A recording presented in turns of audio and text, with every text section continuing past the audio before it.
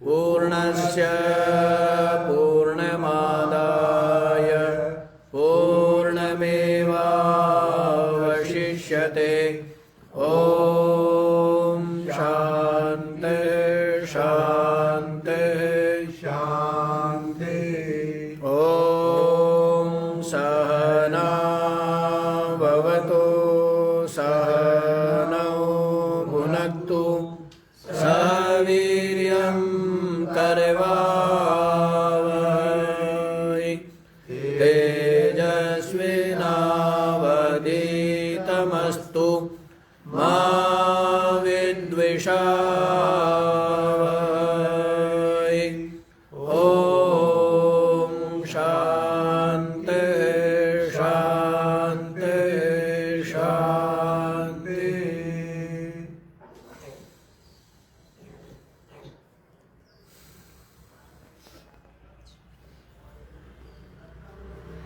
हाँ जी, तो क्या विचार चल रहा है? जो मंद अधिकारी है उसके लिए आत्म तत्व का, परमात्म तत्व का श्रुति भगवती बिना कोई आलस्य किए प्रतिपादन कर रही है।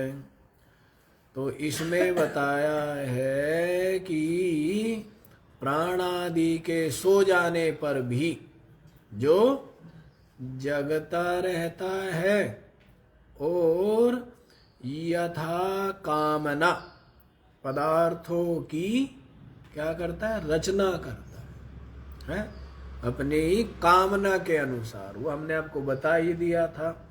लगता ये है कि किसी और के कारण। और ये सब उत्तर छोटे से ग्रंथ गीता जी में योगेश्वर श्री कृष्ण ने सब बताए हुए, छोटी सी पुस्तक में। व्यक्ति सोचता है भगवान, क्या सोचता है?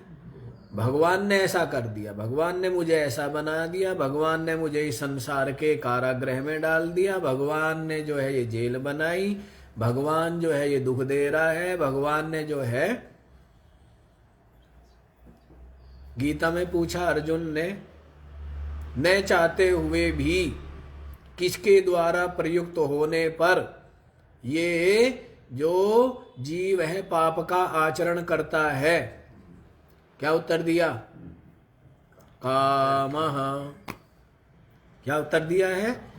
इसके स्वयं की जो चित्त में कामनाएं है ना, चाह है, वही पाप की ओर लेकर के जाती है। और वही क्या होती है? वही धर्म की ओर लेकर जाती है ना। यहां पर भी उत्तर क्या दे रहे हैं? यही उत्तर दे रहे हैं ना। लग तो ये रहा है कि हमें जो स्वप्न दिख गया और स्वप्न में हमने जो दुख भोगा वो कहीं से आकर के गिर गया, कहीं से नहीं आया है। अपने अंदर ही आपका वैसा चिंतन रहा होगा, वैसे संस्कार आपके अंदर संचित है। जैसे बीज के अंदर पौधा क्या है? वो छिपा हुआ है। अनुकूल परिस्थिति मिलते ही क्या हो जाता है? वैसे ही जन्म जन्मांतरों की जो चिंतन है, उनके जो संस्कार है, वो चित्त में पड़े हुए हैं। और जैसे ही उस प्रकार की परिस्थिति बनती है तो वैसे ही क्या होते हैं वो है? जैसे डाला हुआ बीज, गर्मी का डाला हुआ बीज कई बार जो गर्मी में अंकुरित नहीं होता है ना, सर्दी में अंकुरित होना होता है, तो सर्दी में अंकुरित। अब इतनी भूमि पर कुछ वनस्पतियां, औषधियां क्या है? सर्दी में होती है। और कुछ कब होती है? गर्मी में होती है। नहीं, वो चीज आप दे, बहुत फल, बहुत सब्जियां और बहुत अनायास। अब बथुए का बीज कोई डालता तो नहीं है जमीन में, और गर्मी में वो होता नहीं, और सर्दी में किसने, कौन बीज बो करके आया? बताओ, इतना राजस्थान में हम जाते हैं, कई जगह इतनी शंख पुष्पी खड़ी रहती है, तालाब के किनारे जाओ तो इतनी ज्यादा ब्राह्मी खड़ी रहती है, मंडूक पर्णी, है ना। तो अपने आप ही जब कोई किसी ने बीज डाला है वहां पर, तो ऐसे ही जो सुप्त संस्कार है वो अनुकूल परिस्थिति के सामने आने पर क्या होते हैं। अब वही बीज जमीन में पड़ा है, फर्श के ऊपर पड़ा है, नहीं अंकुरित हो रहा है। वही बीज आपका रखा हुआ है थैले में, नहीं अंकुरित हो रहा है। वही बीज जमीन में डाल दिया तो वहां क्यों नहीं हुआ। अनुकूल। तो वैसे ही आपके ही जो किया हुआ चिंतन है, आपकी जो कामना है, जो संस्कार है, वही क्या होते हैं, प्रकट हो जाते हैं, चाहे जागृत में हो और चाहे स्वप्न। तो इस प्रकार से स्वप्न में वही निर्माण करता है, वह जो वही शुद्ध है, वही ब्रह्म है, उसी को अमृत कहा गया है। ये सब आप लोग सुन चुके हैं। और यहाँ पर यह भी बता दिया है कि एक ही अग्नि जैसे संपूर्ण भुवन में प्रविष्ट होकर के और यथा उपाधि के अनुरूप ही रूप वाला हो जाता है, रूप वाला भासता है, ऐसे ही एक ही आत्मा संपूर्ण भूतों का अंतरात्मा है ना। और वह उपाधि के अनुरूप होकर के भासता है और बाहर भी है। ये बताना कि उपाधि में भी है और उपाधि के बाहर भी है ना। और उपाधि में होते हुए भी उपाधि के क्या गुण दोष से सदा ही असंग है, निर्लेप है। जैसे सूर्य जो तालाब में उसका आभास दिखता है, लेकिन उस जल के मैला हो जाने पर सूर्य मैला नहीं होता। इसी प्रकार से जो अपनी आत्मा है वो तो निर्मल ही है। ये मलिन क्या है, कपड़े मैले है, शरीर मैला है, इंद्रिया और मन बुद्धि मैले है, लेकिन आत्मा क्या है, आत्मा एक रस है, निर्मल। फिर दूसरा दृष्टांत दिया था, जैसे एक ही वायु क्या है, संपूर्ण भुवन में प्रविष्ट है और वही उपाधि के भेद से तद अनुरूप होकर के भासता है। प्राण वायु, समान वायु, उदान वायु है, ऐसे अलग अलग भास रहा है ना, लेकिन वायु एक है। इसी प्रकार से वह ब्रह्म तत्व सब भूतों का अंतरात्मा, सब भूतों का अंतरात्मा है। और रूपम रूपम प्रतिरूपः बहुव, और यथा उपाधि के अनुरूप होकर के क्या लग रहा है, अलग अलग भास रहा है, जबकि है एक। और बहिश्चय बाहर भी है, उपाधि से परे भी है। सब उपाधि उसमें ही स्थित है, उसमें ही भासती है और वही उपाधि रूप में भास रहा है। वही क्या है, उपाधि रूप में भी वही भास रहा है। जैसे मिट्टी, भाई घड़ा जो है किसमें है, मिट्टी में। घड़े में क्या है, मिट्टी। और घड़ा किस में भास रहा है, मिट्टी। मिट्टी तो है, तो मिट्टी ही क्या बन गई है, मिट्टी ही तो घड़ा बनी है। तो वैसे ही सब कुछ परमात्मा ही बना है। ये पीछे आप लोग सुन भी आए, व्याख्या हो गई है। तीसरा दृष्टांत यहां पर दिया है सूर्य का। जैसे सूर्य जो है संपूर्ण लोक का चक्षु है, लेकिन न लिप्यते चाक्षुषै बाह्य दोषै। चक्षु के जो बाह्य दोष है उनसे वो सूर्य लिप्त नहीं होता है। सबका जो चक्षु है वो कौन है? सूर्य है। लेकिन सूर्य के प्रकाश में जो बालक युवा है उनको साफ साफ दिखता है, और जो वृद्ध है उनको धुंधला दिखता है। तो धुंधला दिखने से सूर्य में कोई आ गई क्या? कोई मलिनता आ गई है क्या? है ना? तो वो तो बाह्य दोषों से लिप्त नहीं होता। एकस्तथा सर्वभूतांतरात्मा, संपूर्ण भूतों का जो अंतरात्मा है वो एक है ना। न लिप्यते लोक दुखे न बाह्य, और जो बाह्य जो जीव है, लोक है, वे दुखी है, उनके उन दुखों से वो लिप्त नहीं होता है। आप बहुत दुखी है, मान लीजिए आपकी बुद्धि बहुत दुखी है, तो आत्मा, आप कहते हो मैं दुखी हूं, अब मैं आपकी बुद्धि में जोड़ ली ना आपने,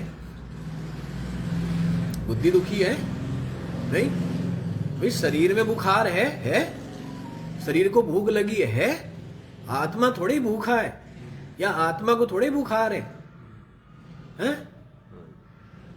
शरीर को है,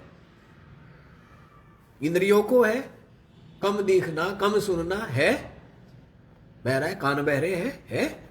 मैं बहरा हूं, क्या करते हो? तो मैं बहरा नहीं है, मैं नहीं बहरा है ना। कान बहरे है ना। मैं अंधा हूं, मैं अंधा नहीं है। अंधा कौन है? आंखें अंधी है ना। तो वैसे ही मैं चंचल हूं, तो चंचल हाँ मन है, आत्मा चंचल नहीं है, आत्मा चंचल नहीं है। मैं अज्ञानी हूं, मैं दुखी हूं, मैं करता हूं, मैं भोगता हूं, ये कौन है? ये बुद्धि में है। आत्मा, आत्मा सबका नाच देखने वाला साक्षी मात्र। क्या है? साक्षी मात्र। और वो आत्मा कौन है? वो आत्मा कहते ही मैं को है, वो कौन है? वो मैं है ना। तो मैं तो क्या है? सदा ही निर्लेप है। जो बाह्य जो दुख है ना, संपूर्ण संसार के या आपके शरीर आदि के, और आपके मन बुद्धि उसका अनुभव भी करते हैं, लेकिन मैं जो आत्मा है वो तो इनसे बिल्कुल भी लिप्त नहीं। अब यदि व्यक्ति इन बातों को का विवेक कर ले, विवेक ही तो करना है, जड़ चेतन का विवेक ही तो करना है। ये सब जड़ है, तीनों शरीर जड़ है, पांचों कोष जड़ है, और मैं चेतन दृश्य है, मैं दृष्टि है। सब कुछ सूर्य के प्रकाश में हो रहा है, सब कुछ। और व्यक्ति सूरज की ओर देखे ना, नीचे नीचे दृष्टि रखे और कहे कि सूरज कहाँ है, सूरज तो मुझे दिख नहीं रहा है। अरे ये जो कुछ दिख रहा है, ये जो प्रकाश है, ये धूप है, सब किसकी है? तो परमात्मा का ही है सब कुछ प्रकाश। और व्यक्ति ढूंढ रहा किसको चाह रहा है? धूप में बैठा है, पढ़ाई कर रहा है, फिर कहता है कि धूप क्या, प्रकाश क्या होता है और सूरज क्या होता है। बताओ, मूर्ख है ना। वैसे ही क्या है, सब कुछ परमात्मा के प्रकाश में हो रहा है ना। सब अनुभव किससे हो रहे? और परमात्मा का ही अनुभव है सब। परमात्मा नित्य ही प्राप्त है, बस क्या है, होश में नहीं है। जैसे वो होता है ना, नशा कर लेता है तो घर में होते हुए भी क्या कहता है कि मैं कहाँ हूँ, मुझे घर पहुँचाओ। कहाँ है? घर में ही है। और जब होश आता है तब होश में आने की बात है, होश में नहीं हो। अभी क्या है? माया की मदिरा पी करके, है ना, पीत्वा मोहो मई मदिरा, मोह की मदिरा पी करके उन्मत्त भूतम जगत, सारा का सारा जगत उन्मत्त हो गया, पागल, पगला गया, पगला गए हो। क्या बोलते हैं ना बिहार में, बिहारी भाषा में बोलते हैं पगला गए हो, हैं, बुड़बक हो। हाँ? तो ऐसे है जी। तो अब आप लोग इसका भाष्य देखिए, 106 पृष्ठ की नीचे से पंक्ति शुरू करेंगे ना। एकस्य सर्वात्मत्वे संसार दुःखित्वं परस्यैव तद इति प्राप्तम अतः इदम उच्यते। अच्छा जी, देखो क्या कह रहे हैं। एकस्य सर्वात्मत्वे संसार दुःखित्वं परस्यैव, यदि एक ही सर्वात्मा, सबका आत्मा एक ही होवे तो क्या है? वो दुखी है तो उसको भी दुख होना चाहिए, सबको दुख होना चाहिए। वो सुखी है तो सबको नहीं। एकस्य सर्वात्मत्वे संसार दुःखित्वं परस्यैव तद, तो ये जो संसार के दुख है ये सब के सब किसको प्राप्त हो जाएंगे? परमात्मा को प्राप्त हो जाएंगे। किसको प्राप्त हो जाएंगे? परमात्मा को। परस्यैव तद संसार दुःखित्वम, तो संसार के जो दुख है ये सब के सब दुख परमात्मा को ही प्राप्त हो जाएंगे। कि कौन दुखी है? परमात्मा है। अतः इदम उच्यते, इसी बात को समझाने के लिए क्या कहते हैं? ये वाला 11वां मंत्र कहा गया है। समझ आई बात? एक ही आत्मा है, एक ही परमात्मा है ना। तो संसार में तो सबके सब क्या है? कोई दुखी, कैसे दुखी, कैसे दुखी। तो इसका मतलब क्या है? जब आत्मा एक है, परमात्मा एक है, सबके अंदर आत्म रूप से विराजमान है, तो सबको क्या हो जाना चाहिए? तो परमात्मा दुखी हो जाएगा नहीं? अरे भाई समझो, ये सुख दुख अंतःकरण में है। सुख दुख किसमें? आत्मा में नहीं। इसी बात को बताने के लिए बोला ना, न लिप्यते लोक दुखे न बाह्य, सारे के सारे दुनिया दुखी है ही। दुखी होंगे क्या? मैं कहने वाला था कि सब के सब दुनिया मान लो दुखी हो, ये बोलने वाला था मैं। फिर बीच बीच में दिमाग में आ गया कि मान क्या लो, दुखी है ही, मान क्या लो है, या मानना पड़ेगा? बताओ। सबके सब दुखी है ही, तो सबके दुखी होने पर भी जो हृदय में स्थित आत्मा है, परमात्मा है, वो दुखी, क्योंकि सबके सब दुखी, सबके अंतःकरण दुखी है, सबके शीशे टूटे हुए हैं। सबके क्या है? शीशे टूटे हुए हैं, जाके खड़े होते हैं तो अपनी गर्दन कटी हुई दिखती है। हैं?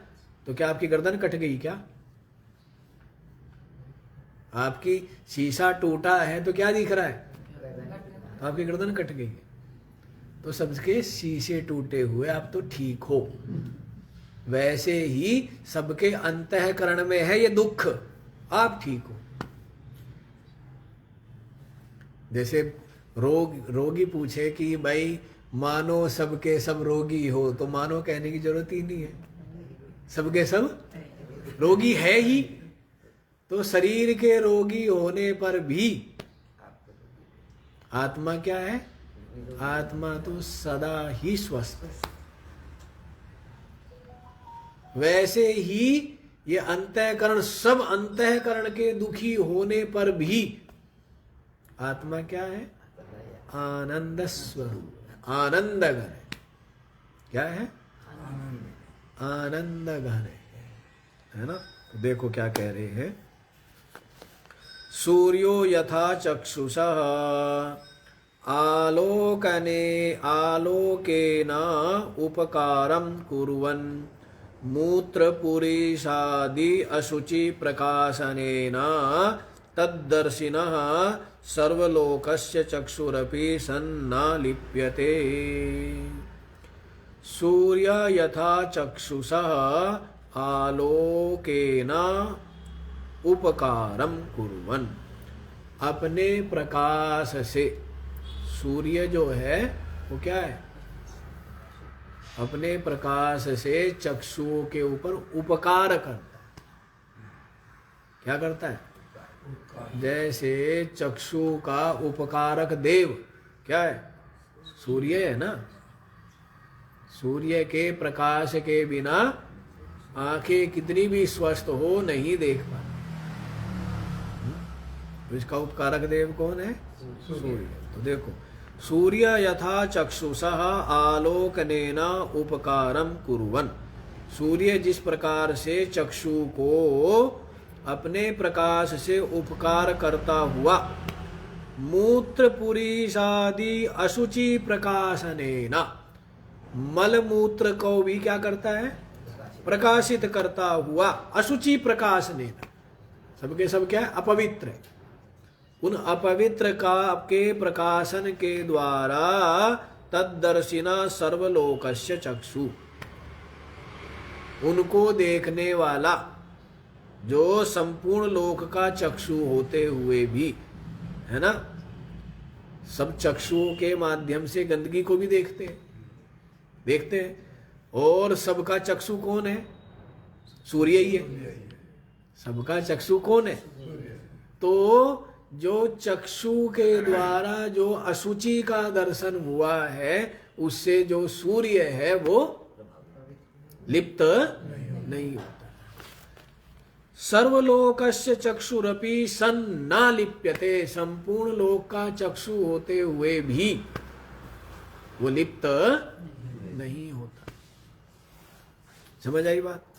आगे देखो, चाक्षुषे ही अशुच्यादि दर्शन निमित्त ही आध्यात्मिक ही पाप दोष ही बाह्य ही अशुच्यादि संसर्ग दोष ही। देखो पूरी ओर खोल करके बता दिया। चाक्षुषे ही, चक्षु के द्वारा, अशुच्यादि दर्शन निमित्त ही, अशुचि का जो दर्शन हुआ है, उसके दर्शन के कारण से आध्यात्मिक ही क्या हुआ है? जो अध्यात्म में चक्षु है। अध्यात्म में शरीर में क्या है? शरीर में जो चक्षु है, उस चक्षु के द्वारा अशुचि का दर्शन के निमित्त के द्वारा जो पाप दोष ही, जो पाप दोष हुआ है, क्या हुआ है? अशुचि का दर्शन करने से जो है उसकी जो दुर्गंध है या कुछ भी है, जैसे दुर्गंध जो है उसको देख करके घृणा हुई है, तो वो अंतःकरण में हुई है। देखा किसने? है, और उसे घृणा हुई। और नाक से क्या हुई? है, तो देख करके घृणा होती है, नासिका के द्वारा दुर्गंध जो होती है। तो ये सब होते हुए भी ये बता रहे कि सूर्य तो बिल्कुल क्या है? अलिप्त ही है। तो देखो, पाप दोषई बाह्य अशुच्यादि संसर्ग दोषई, बाहर के अशुचि का जो संसर्ग, उसका जो संबंध दोष से होने वाला, उन दोषों से न लिप्यते, सूर्य लिप्त नहीं होता है। वो तो समान रूप से आपको बताया था, सबको ही प्रकाशित करता है, जो सुगंधित है या दुर्गंधित है ना। सुगंध दुर्गंध दोनों का क्या करता है? तो सुगंध वाली जो वस्तु उसके साथ राग नहीं, और जो दुर्गंध वाली वस्तु उसके साथ कोई द्वेष नहीं, है ना। ये तो सब अंतःकरण में है। किसमें? अब बालक है, बालक का अंतःकरण उतना विकसित नहीं हुआ है। वो पड़ा गंदगी में है, उसको पता रहता है क्या? वो तो उसी गंदगी के साथ क्या करता रहता है? उसी गंदगी में सब बालक पहले तो क्या करते थे? सने रहते थे, लिपटे रहते थे ना, खेलते रहते थे। नहीं क्यों? क्योंकि अंतःकरण उनका अभी उनको ज्ञान ही नहीं है, विकसित नहीं है ना, तो पता ही नहीं है कि इसमें सुगंध है या दुर्गंध है। पता है ये अच्छा है या बुरा है? पता है क्या? जैसे पशु है तो पशु के अंतःकरण में भी ये उस तरह का ज्ञान नहीं है, उस विकसित नहीं है, इसीलिए वो कीचड़ में पड़ा होते भी, आप तो कीचड़ होंगे तो दूर से ही सावधान हो जाओगे, रास्ता बदल दोगे, हैं? और पशु जो है वो हैं, तो उसकी उसमें घृणा बुद्धि ही नहीं है, ना राग है ना द्वेष है, तो इससे ब्रह्मज्ञानी हो गया क्या वो? लोग पता नहीं क्या क्या करते हैं आजकल, उल्टी उल्टी बातें हो गई हैं। कि जैसे कोई मान लीजिए घर का कोई व्यक्ति है, तो पहले जैसे किसी का शरीर शांत हो जाए तो लोग बड़े अंतर से दुख अनुभव करते थे, क्योंकि लगाव के कारण से। आज के लोग क्या कह लेंगे कि निर्मोही। अरे निर्मोही कहाँ से आ गए? निर्मोही है ये पशु है जो केवल अपने अपने बारे में सोचता है, वो ज्यादा तमोगुण में है। ये समझ लो, लोग उल्टा समझ रहे, इसको ज्ञान मान रहे। विचित्र स्थिति दुनिया की, समझना पड़ेगा। ज्ञान से ही प्रकाश में आओगे, अंधेरे में तो सब कुछ एक ही लगता है। समझना पड़ेगा। जो आप आज जो संवेदना लुप्त होती जा रही है, आप क्या लगते हो? आप बहुत डिटैच हो, हैं? आपको कोई राग नहीं है, आप उस सुख से सुखी नहीं हुए, दुख से दुखी नहीं हुए, वो दोनों ही गलत है। यदि दूसरे के अभ्युदय से आपको हर्ष नहीं हुआ और दूसरे के पतन से या उससे आपको विषाद नहीं हुआ, तो आपको अपने हर्ष और अपने पतन से, हर्ष विषाद से ऊपर उठ गए, तब की बात है, तब ज्ञान मानेंगे। पहले भी मैंने दृष्टांत दिया था कि कुछ एक जगह लोग चर्चा कर रहे थे कि विदेशी लोग जो है ये बड़े निर्मोही है, कि इनको अपने माता पिता से या किसी से कोई लगाव नहीं होता। ये निर्मोह थोड़ा होता है, पता नहीं किसी ने क्या क्या उल्टा। ये अत्यंत मूढ़ता, अत्यंत तमोगुण है कि उनका जो सब कुछ सीमित कहाँ हो गया? अपने में सीमित हो गए। अपने शरीर की अनुकूलता, अपने इंद्रियों के विषयों की प्राप्ति, अपने मन के अनुकूल, तो आप बहुत बड़ी मूढ़ता में चले गए। आप तो बिल्कुल असुर हो गए, पशु हो गए। ये निर्मोहपना नहीं है। निर्मोहपना तब होवे कि अपने ऊपर होते हुए भी आपको विक्षेप ना हो। इसलिए सबसे प्रेम होना चाहिए, सबके सुख में सुखी, दुख में दुखी, और इस मोह को भी फील करो, इस राग को भी आप अनुभव करो, और तब उस राग से मुक्त होना है। लेकिन आज देखते हैं ना ये चीज, कोई संवेदना नहीं है, तो ऐसे लगते कि ये तो भाई बड़े प्रैक्टिकल है, बड़े निर्मोही है। कुछ नहीं है, कोई निर्मोही नहीं है। ये बहुत स्वार्थी हो गए हैं। जैसे पशु को अपना पेट भरने से मतलब है, वैसे मनुष्य को केवल माँ मर जाए, पिता मर जाए, चाचा मर जाए, ताऊ मर जाए, भाई मर जाए, लेकिन वो क्या है, बिल्कुल उसको फर्क नहीं पड़ता है, क्योंकि वो क्या है, खाली अपने शरीर के लिए चाहिए अनुकूल, अपने इंद्रियों के लिए, अपने मन के लिए सब कुछ क्या होना चाहिए। तो आप तो और ज्यादा पशु बन गए, आप तो असुर ही बन गए हो। कोई आपको निर्मोह नहीं हो। आप निर्मोह तब आप है जब आपका, बल्कि वो निर्मोहपना है जहां आपका स्वार्थ नहीं है या लोभ नहीं है या मोह नहीं है, उसके पश्चात आप जो कुछ करते हैं वो निर्मोह है। समझ आ रही है बात? वो निर्मोहपना है। जैसे कोई भी कर पाएगा, दूसरों के लिए आप कर रहे हो ना, जिनके साथ आपका कोई ममता नहीं है, कोई राग नहीं है, उनके लिए आप कर रहे हो, उसका मतलब क्या है? अब आप निर्मोही। तो लोग उल्टी उल्टी व्याख्या कर लेते हैं। तो स्वार्थ संकीर्ण होने को, सेल्फ सेंटर्ड होने को क्या समझते हैं? वैराग्य समझते हैं, निर्मोह समझते हैं। अच्छा जी, यहीं पर आओ ना, समझ आ गया है? तो जो आध्यात्मिक शरीर में चक्षु है, इन चक्षुओं के द्वारा अशुचि के दर्शन के निमित्त जो पाप दोष है बाह्य, उन अशुचि के संसर्ग दोष से जैसे सूर्य क्या है? अलिप्त है। संपूर्ण लोक का चक्षु होते हुए भी सूर्य क्या है? अलिप्त ही है ना।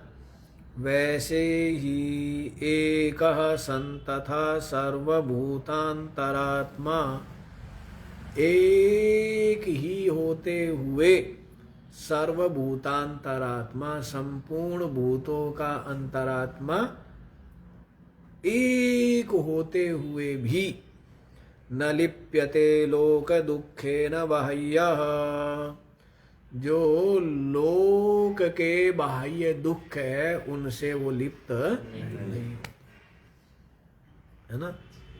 आपको बता ही दिया है, ये सुख दुख अंतःकरण में, मन बुद्धि में है, आत्मा में नहीं है ना। पूरे के पूरे बताया था ना, एक संत ने बोला था अपने शिष्यों को, वो संत बहुत रोगी था शरीर में, तो शिष्य उदास बैठे थे, तो उनकी उदासी देख करके वो संत उठ करके बैठ गए और कहने लगे कि मेरे शरीर में इतनी पीड़ा होवे कि मैं सहन ना कर पाऊं, और दौड़ दौड़ करके दीवार में टक्कर मारूं और हाय हाय चिल्लाऊं, उसके बाद भी मैं आत्मा ही हूं, मैं नित्य मुक्ति ही, मैं ब्रह्म ही हूं। ये शरीर के धर्म है, ये अंतःकरण के धर्म है। समझ आ रही है? ये तो अपने अपने धर्म है, नहीं धर्म है। सूर्य के धूप में रखा होगा लोहा तो गर्म होगा, सर्दी में बाहर रखा होगा लोहा तो ठंडा होगा। वैसे शरीर पर प्रभाव पड़ेगा, वैसे इंद्रियों पर प्रभाव पड़ेगा, वैसे अंतःकरण पर प्रभाव पड़ेगा। आत्मा पर प्रभाव नहीं पड़ता। हर चीज का प्रभाव पड़ रहा है। धूप का प्रभाव है नहीं है, कंबल का प्रभाव है नहीं है, पंखे का प्रभाव है नहीं है, मीठे का प्रभाव पड़ता है नहीं पड़ता है, हर चीज पर पड़ता है। मिर्च खाओगे तो उसका प्रभाव आपके मन बुद्धि तक जाता है, नहीं जाता है? हर चीज का प्रभाव मन बुद्धि तक ही जाता है। ये खट्टा है, ये कौन बता रहा है? मन बुद्धि बता रहे हैं ना। ये मीठा है, सबका प्रभाव जाता है, नहीं जाता है? इसलिए तो कहा है आहार का प्रभाव, हर चीज का आपने जो देखा है माहौल, उसका प्रभाव जाता है। सत्संग देख रहे हो, प्रभाव चला गया, बुद्धि में जाता है नहीं जाता है? लड़ाई देख रहे हो, वो प्रभाव चला जाता है। धन देखते हो, उसका प्रभाव जाता है। प्रभाव जाता है, किन पर जाता है? अंतःकरण पर प्रभाव जाएगा, मन बुद्धि में प्रभाव जाता है। आत्मा बिल्कुल अलग, बिल्कुल निर्लेप, बिल्कुल असंग, बिल्कुल विशुद्ध। इस बात को समझना है। इसी बात को समझ करके, अभ्यास करके क्या करना है? निश्चय करना है। और जैसा निश्चय वैसा अनुभूति। तो प्रभाव तो सबका अपना अपना प्रभाव है। हवा का प्रभाव पड़ता है नहीं पड़ रहा है? वृक्ष पर भी पड़ता है, पत्थर पर भी पड़ता है, नहीं पड़ता है? सबका प्रभाव पड़ता है। हर चीज का प्रभाव पड़ता है। इसलिए जो ग्रह व्रह है ये है, तो इनका प्रभाव पड़ता है, पड़ेगा, पड़ता है, नहीं पड़ रहा है। धूप का प्रभाव अच्छा, रात को धूप नहीं होती, उसका प्रभाव पड़ता है नहीं पड़ता? और धूप का दिन में, तो किसका प्रभाव नहीं, सबका प्रभाव पड़ता है, आत्मा पर प्रभाव नहीं पड़ता। सुबह का प्रभाव अलग है, दोपहर का अलग है, सांझ का अलग है, रात का अलग नहीं प्रभाव है। हवा चलती उसका प्रभाव अलग है, धूप निकलती उसका प्रभाव अलग है। हर चीज पर पड़ रहा है नहीं पड़ रहा है प्रभाव? बताओ। गर्म पानी में नहाओ अलग प्रभाव, ठंडे में नहाओ अलग प्रभाव, सब चीज का प्रभाव है। तो इसलिए ज्योतिष हम बिल्कुल खंडन नहीं करते किसी चीज का, उसका प्रभाव है। ग्रह का प्रभाव पड़ता ही पड़ता है, नहीं पड़ रहा है? धूप का प्रभाव है, मिट्टी में चलो उसका प्रभाव पड़ेगा, नहीं पड़ता है? प्लास्टिक चाय पियो उसका प्रभाव है, प्लास्टिक में पी रहे उसका अपना प्रभाव है, बहती नदी में पानी पी रहे उसका अपना प्रभाव है, घड़े में रखा हुआ पानी पी रहे उसका अपना प्रभाव नहीं है, तो फिर क्यों पीते हो? सबका प्रभाव है, वो पड़ेगा ही। शरीर पर भी पड़ेगा, इंद्रियों पर भी पड़ेगा, मन बुद्धि पर भी पड़ेगा ही पड़ेगा। आत्मा पर प्रभाव नहीं पड़ता। उसको तो प्रलय अग्नि, ये जो शरीर है बेचारा, ये तो क्या होता है, चिता की आग में ही जल जाता है? और जो अपनी आत्मा है, प्रलय अग्नि भी जिसका बाल बांका है ना, तो अलग अलग है। तो जो चीज जहां तक है उसको वहां तक स्वीकार कर, पड़ेंगे प्रभाव। और जिन चीजों में घुसे रहेंगे तो ज्यादा प्रभाव पड़ता है उनके ऊपर, नहीं पड़ते भाई। कोई धूप सहन कर लेता है, जो सहनशील है वो सर्दी भी सहन कर ले, गर्मी भी सहन कर ले, स्वस्थ। और बुढ़ा है तो ना गर्मी सहन होवे ना भूखे नहीं रह सकते तो परेशान नहीं, थोड़ा सा ज्यादा खा लिया तो नहीं, सहन शक्ति क्या हो गई, कम हो गई। तो वैसे ही ये जो संसारी लोग हैं, इनका कभी राहु बिगड़ जाता है, कभी केतु बिगड़ जाता है, कभी शनि बिगड़ जाता है, कभी वो बिगड़ेगा ही, क्योंकि वो उनका मन जितना ज्यादा कमजोर होगा वो उतना ज्यादा और क्या होगा, उतना ज्यादा हावी होगा, नहीं होगा। किसी ने आपको चिढ़ाया, आप चिढ़े नहीं, कोई बात नहीं, ठीक है। अब किसी ने आपको चिढ़ाया, आप चिढ़ गए, तो फिर 10 को वो बताएगा, फिर 10 के 10 चिढ़ाएंगे आपको, फिर 100 चिढ़ाएंगे आपको। धीरे धीरे क्या हो जाएंगे, आपको और कमजोर होते जाओगे। और आप चिढ़े ही नहीं शुरू में ही, तो क्या है, वो चिढ़ाएगा आगे, कोई फर्क ही नहीं पड़ता, चिढ़ाते भी रहो, ठीक है ना। तो ऐसे बनते सत्संग से मजबूत बन जाते हैं। अर्जुन भी कायर हो रहा था, क्लैब्यम मा स्मा गमाहा पार्था, फिर क्या हो गया, उसकी कायरता नष्ट हो, मोह नष्ट हो गया, अब विवेक मिट गया, तो अब कोई कायरता नहीं रही है। चलो जी यहीं पर आओ। एकः सन तथा सर्वभूतात्मा सर्वभूतांतरात्मा न लिप्यते लोक दुखे न बाह्य। लोक के जो बाह्य दुख है उनसे सब भूतों का आत्मा एक होते हुए भी वो लिप्त नहीं होता। लोक की व्याख्या देखो क्या कह रहे हैं, लोकः ही अविद्यया स्वात्मनि अध्यस्तया काम कर्मोद्भवम दुखम अनुभवती। लोक जो है वो क्या, अविद्यया स्वात्मनि अध्यस्तया, अपनी आत्मा में जो अध्यस्त है अविद्या, अपनी आत्मा में अविद्या क्या है, उस अविद्या के कारण से काम कर्मोद्भवम दुखम अनुभवती, काम कर्म से उत्पन्न दुख को अनुभव करते हैं। करे नहीं करे, कौन कर रहा है दुख अनुभव, ये जीव अनुभव करता है ना दुख है? क्यों? क्योंकि जो अंतःकरण है, बुद्धि आदि है, उनके साथ में क्या है, पूरा का पूरा आत्मभाव किया, इस कारण से क्या अनुभव करता है?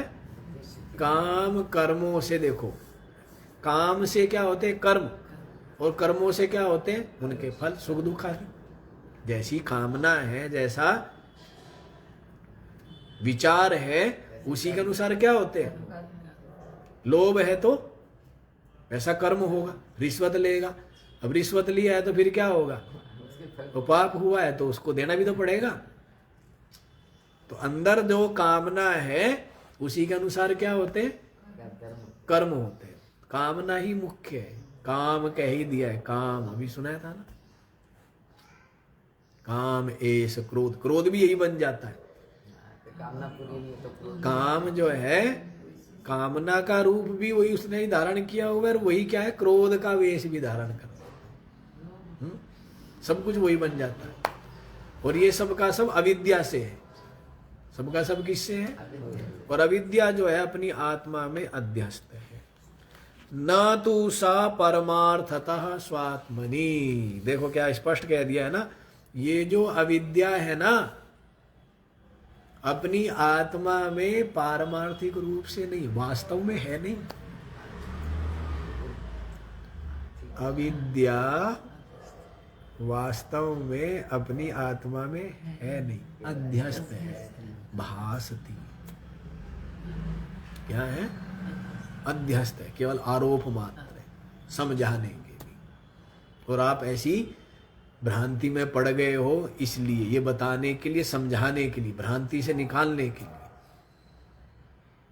तो ये अपनी आत्मा में अध्यस्त है, पारमार्थिक रूप से नहीं है। दृष्टांत दिया है, देखो, यथा रज्जु सुक्ति, आगे क्या शब्द है जी बताओ? हैं?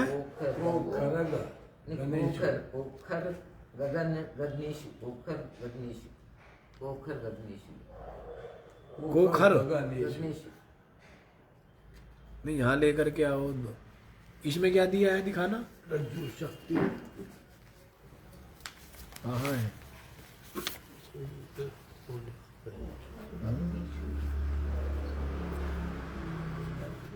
शक्ति कोसर। अच्छा, इसमें कोखर गगनेशु। कहाँ है खर? कोखर गलत दिया है। कोखर गगनेशु। कोखर क्यों दिया है?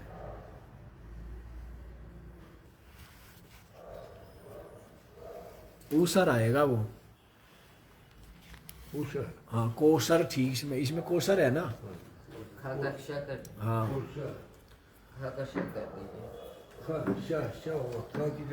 तो ये सब देखो क्या क्या बनेंगे। देखो, अब देखो, रज्जु, फिर आ गए सुक्ति का ऊसर। ऊसर भूमि माने मरुभूमि, है ना? तो उखर का क्या बनेगा? कोखर बता दिया, कोखर। तो रज्जु सुक्ति का ऊसर गगनेशु। सर्प रजत उदक मलानी न रज्ज्वादी नाम स्वतः दोष रूपाणि संति। समझो, हो गया? 4 चीजें बताइए, रज्जु, सुक्तिका, ऊसर और गगन, आकाश। तो रज्जु में जैसे सांप क्या है? अध्यस्त है, वास्तविक है क्या? ऐसे ही सुक्तिका में क्या है? रजत है, सीपी, और उसमें सीपी में चांदी क्या है? अध्यस्त है, भ्रांति से भासती। ऊसर, ऊसर जो भूमि है उसमें क्या है? उदक, जल भासता है। मरुभूमि में क्या होता है? जल भासता है। गगनेशु, जैसे आकाश क्या भासता है? मलानी, मल। क्या भासता है? कि आज तो आकाश जो है ना वो बड़ा मटमैला हो गया है। आकाश तो क्या है? आकाश तो निर्मल है, निराकार है, व्यापक है, सूक्ष्म है, निरवयव है। आकाश थोड़ा मैला होता है, हैं? तो सबको जैसे आकाश नीला दिख रहा है, चलो अभी ये मान लो, आकाश नीला है क्या? है? आकाश नीला नहीं है। ये तो नीला पाना तो विविध तरह की जो गैस है उनके कारण से या गहराई के कारण से लगता है नीला। आकाश तो बिल्कुल क्या, ये सब आकाश ही तो, सब कुछ आकाश में है, सबके अंदर आकाश है। ये क्या है सारा? ये आकाश ही तो है। ये पृथ्वी, ये सूरज, सबके सब आकाश में ही तो है। तो आकाश तो बिल्कुल क्या है, निर्मल है। इसलिए कहा गगन सदृशम, गगनोपमम, जगह जगह दृष्टांत दिया है ना, आकाश के समान। आत्मा को, परमात्मा को क्या बोलते हैं? आकाश के समान, है ना। जैसे आकाश सूक्ष्म है, निरवयव है, निराकार है, व्यापक है, इसी प्रकार से परमात्मा भी क्या है? निराकार है, निरवयव है, सूक्ष्म है और इस तरह से। तो समझ आया? तो रज्जु सुक्ति का ऊसर गगनेशु सर्प रजत उदक मलानी न रज्ज्वादीनाम स्वतः दोष रूपाणि संति। ये रज्जु आदि में स्वतः दोष रूपाणि न संति, वास्तव में दोष रूप है नहीं। क्या है? अध्यस्त है। क्या है? पारमार्थिक रूप से है क्या? रज्जु में सांप वास्तव में है? सीपी में चांदी वास्तव में है? मरुभूमि में जल वास्तव में है? आकाश में नीलापना वास्तव में है? नहीं है, लेकिन अध्यस्त है, उसके कारण से भासते। वैसे ही अपनी आत्मा में अविद्या वास्तव में नहीं है। क्या है? अध्यस्त मात्र है, भास रही है। ठीक है। संसर्गिणी विपरीत बुद्धि अध्यास निमित्तात् तद्दोषवद भाव्यन्ते विभाव्यन्ते। संसर्गिणी विपरीत बुद्धि अध्यास निमित्तात्, है ना। संसर्ग करने वाली ये जो विपरीत बुद्धि है, उस विपरीत बुद्धि में अध्यास के निमित्त से ये तद्दोषवद विभावयन्ते, उस दोष वाली ये क्या होती है? भासती है ना। ये जो अविद्या है, ये है तो बुद्धि में, लेकिन क्या कर लेते हैं? उसके साथ में संसर्ग दोष से। संसर्ग माने संबंध, है ना। तो संसर्गिणी विपरीत बुद्धि अध्यास निमित्ता तद्दोषवद विभावयन्ते, उस दोष के समान ऐसा लगता है, जैसे आकाश नीला लगता है नहीं। जैसे स्फटिक क्या भास रही है? रक्त भास रही, लाल भास रही है, संसर्ग दोष से। किसके? संसर्ग दोष से भासती है ना। जैसे बहुत अच्छा व्यक्ति हो, लेकिन संसर्ग दोष से वो क्या हो जाता है? वो कोई आदमी कितना ही बढ़िया हो, लेकिन उनके साथ बैठता है ना, वो सबके सब चंडाल है। नहीं, वो आदमी बहुत अच्छा है बेचारा। जैसे वो 10 लोग खराब है, उनके बीच में वो बैठता है, खाली उनके साथ मित्रता है, तो उतने में ही क्या है? वो ये संसर्ग दोष है। उसी से वो उनको सब, अरे वो चंडाल चौकड़ी बैठी है, जबकि वो बेचारा बिल्कुल प्रभाव पड़ता है। यदि प्रभाव ना भी पड़ रहा है तो भी वो तो मारे ही जाएगा ना। संसर्ग का दोष। तो वैसे ही शरीर का संसर्ग, मैं आत्मा के साथ में किस किस का संसर्ग है? और इंद्रियों का और शरीर का, इनका सबका क्या है? संसर्ग दोष से। न तद्दोषै तेषां लेपा विपरीत बुद्धि अध्यास बाह्या हिते। ये जो संसर्ग दोष है ना, ये उसमें स्वाभाविक नहीं है। विपरीत बुद्धि अध्यास बाह्याते, विपरीत बुद्धि अध्यास जो है उससे वो बाहर है, उससे वो परे है। विपरीत बुद्धि अध्यास से वो क्या है, वो परे है, अलग है। इसलिए वो जो संसर्ग दोष है उनका उससे लेप नहीं है। जैसे अभी आपको बताया आकाश में नीलापन, या आकाश में जो भासती है मलिनता, जबकि आकाश क्या है, बिल्कुल निर्मल है। जैसे तालाब में सूर्य दिख रहा है, बिल्कुल कैसा दिख रहा है, साफ। अब तालाब का जल मैला हो गया तो उसके कारण से वो जो सूर्य वो क्या भासता है, मलिन भासता है। लेकिन जो वास्तव में सूर्य है वो क्या है, लेकिन अब आपको कैसा दिख रहा है, सूर्य मलिन दिख रहा है, तो मलिन हो गया क्या है? आत्म सूर्य तो क्या है, बिल्कुल निर्मल ही। वैसे तथा आत्मनि सर्वो लोका क्रियाकारक फलात्मकम विज्ञानम सर्पादिस्थानीयम विपरीतम अध्यस्य तन्निमित्तम जन्म मरणादि दुखम अनुभवति। देखो जी क्या कह रहे हैं, तथा आत्मनि सर्वः लोक, इसी प्रकार से आत्मा में ये संपूर्ण लोक माने संपूर्ण जीव, आत्मा में संपूर्ण जीव क्या है, जीवपना अध्यस्त है। जीवपना क्या है, अध्यस्त। आत्मा तो बिल्कुल क्या है, अधिष्ठान है, निर्मल ही। तो देखो क्या कह रहे, आत्मनि सर्वः लोका, सर्वो लोका, आत्मा में ये संपूर्ण जीव, क्रियाकारक फलात्मकम विज्ञानम, क्रियाकारक फल ये सबके सब अनुभव कर रहे हैं ना, क्रिया कारक फल सब, भाई ये क्रिया है, ये क्रिया के कारक है, इनके द्वारा हमने कर्म किया है, डंडे के द्वारा है, चाक के द्वारा, ये सब क्या है, कारक है, और उसके द्वारा प्राप्त होने वाला जो फल है।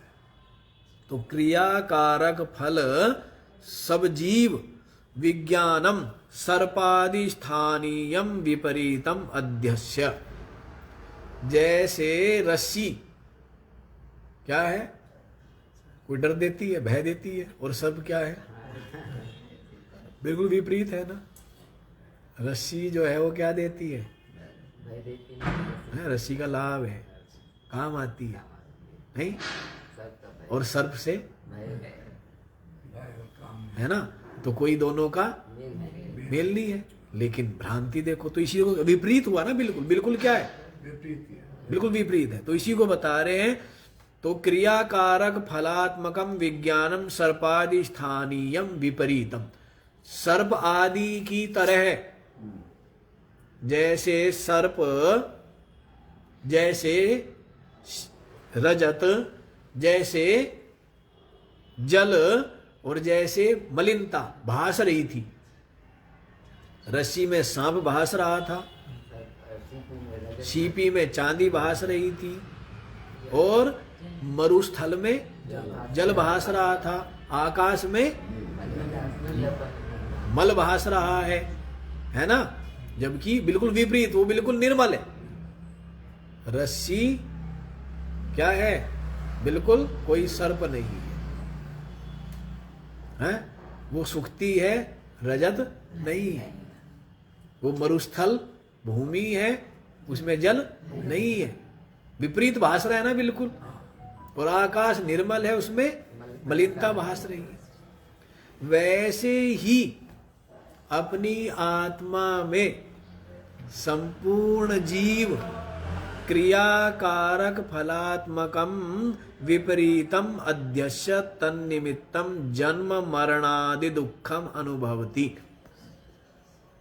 अपनी आत्मा जो अजन्मा है, जो आनंद घन है, उसमें अध्यास के कारण से, अविद्या के अध्यास के कारण से जन्म मरणादि दुखम अनुभवती सर्वः लोकः।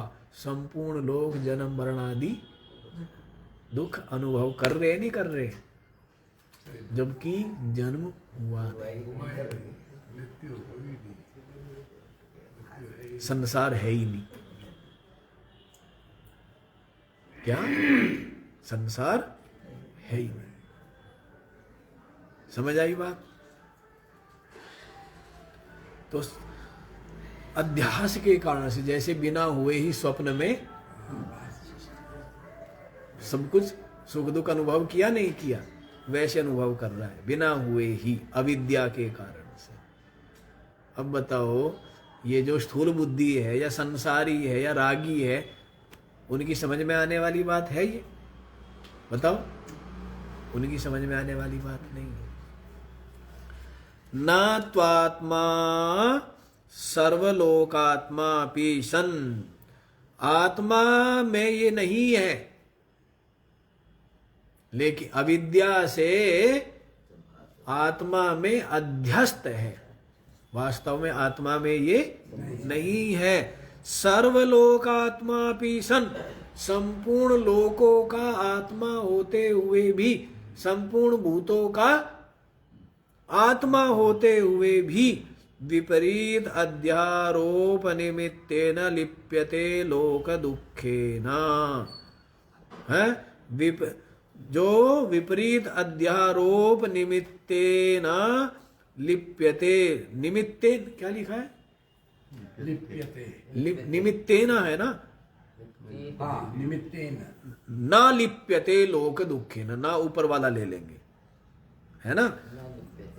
ना लिप्यते लिखना नहीं है, लिखना नहीं है, वो उसका अन्वय हो जाएगा, है ना? निमित्तेन है, ना लिप्यते करना है, ना न लिप्यते हो जाएगा। जब हम अर्थ करते हैं ना, तो ना आगे आ गया है। संस्कृत में ऐसे ही होता है ना। निमित्त ये ना लिप्यते हो जाएगा, है? ये ना लिप्यते हो जाएगा। नहीं, हम कैसे समझाए आप लोगों को? निमित्ते न लिप्यते। जैसे ऐसे होता है कि ना सा पुस्तकम पठती, क्या ना पहले दे दिया है, तो उसको जब अर्थ करेंगे, वाक्य बनाएंगे, तब क्या कहेंगे? सा पुस्तकम ना पठती, तो ना पहले आ गया है ना। समझ आया? अन्वय देखना पड़ता है कि किसका किसके साथ अन्वय करना है। समान विभक्ति वाले वचन, है ना, का एक साथ क्या होता है? अन्वय होता है। जो समान विभक्ति वाले हो, तो उन वचनों, उन जो शब्द है, उनका एक साथ अन्वय किया जाता है। ठीक है, वो संस्कृत का व्याकरण की बात है, वो आपके काम की बात है। तो यहां पर इतना ही देखो कि सर्वलोकात्मा भी, आत्मा जो है संपूर्ण लोकों का आत्मा होते हुए भी, विपरीत अध्यारोप निमित्तेन, विपरीत जो आपने अध्यारोप कर लिया है, दुख, कि मैं दुखी हूं, तो इन सब दुखों से आत्मा, संपूर्ण लोकों का आत्मा होते हुए भी ना लिप्यते, आत्मा तो बिल्कुल अलिप्त है, असंग, निर्लेप, लोक दुखे ना, बाह्य जो लोक दुख है उनसे आत्मा लिप्त नहीं हो। कुतः, क्यों जी? बाह्य, वो तो इनसे बाहर ही है, इनसे परे ही है, आत्मा तो इनसे परे ही है। रज्ज्वादिवद एव विपरीत बुद्ध्याध्यास बाह्य, रज्जु आदि के समान विपरीत बुद्धि अध्यास बाह्य, विपरीत बुद्धि जो अध्यास है उससे रज्जु क्या है? बाहर ही है ना। अध्यास कहाँ है? बुद्धि में है ना। सांप कहाँ है? रस्सी में सांप है, बुद्धि में सांप है? अलग अलग है ना सबका। अब वही किसी को लकड़ी चाहिए होगी तो उसको क्या लगेगी कि लकड़ी पड़ा है, तो वो जो है वो कहाँ है? अपने अपने संस्कार से, बुद्धि में ही तो है सब कुछ। सब कुछ कहाँ है? तो रज्ज्वादिवद एव विपरीत बुद्धि अध्यास बाह्य, रज्जु आदि के समान ही विपरीत बुद्धि जो अध्यास है उससे बाहर है। तो आत्मा उससे क्या है? बाहर है, अलग है। इति इस प्रकार से समझ आ गया नहीं आया है? हाँ? तो इसमें ये सिद्ध किया है कि संपूर्ण भूतों का अंतरात्मा, एक अंतरात्मा होते हुए भी, एक ही आत्मा संपूर्ण भूतों का अंतरात्मा होते हुए भी जो लोक है उन लोक के दुखों से लिप्त नहीं होता है, क्योंकि बाह्य है। वो क्या है? बाहर ही है, उनसे परे, अलग। जैसे रस्सी पड़ी है, उस रस्सी में सबको सर्प भासे तो भी उसमें जहर नहीं आ जाता। मरुस्थल में सबको पानी भले ही दिखे, लेकिन उससे उस वहां की जमीन गीली नहीं होती। आकाश में सबको नीला पना भासे, मल भासे, लेकिन आकाश तो निर्मल ही है ना। सुक्ति में सबको चांदी दिखे, वो चांदी के भाव बिकने वाली नहीं। ठीक है ना। तो ऐसे ही आत्मा में अविद्या के कारण से ये दुख आदि भासते हैं, जबकि ये सब के सब किसमें है? हाँ, ये बुद्धि में है। आत्मा तो इनसे बिल्कुल क्या है? न लिप्यते लोक दुखे, न लोक दुख से वो लिप्त नहीं होता है। तो इस तरह जी ये 11वें मंत्र का भाष्य पूरा हो गया। आज इतना ही। ओम पूर्णमद पूर्णमिदं पूर्णात् पूर्णमुदच्यते पूर्णस्य पूर्णमादाय पूर्णमेवावशिष्यते।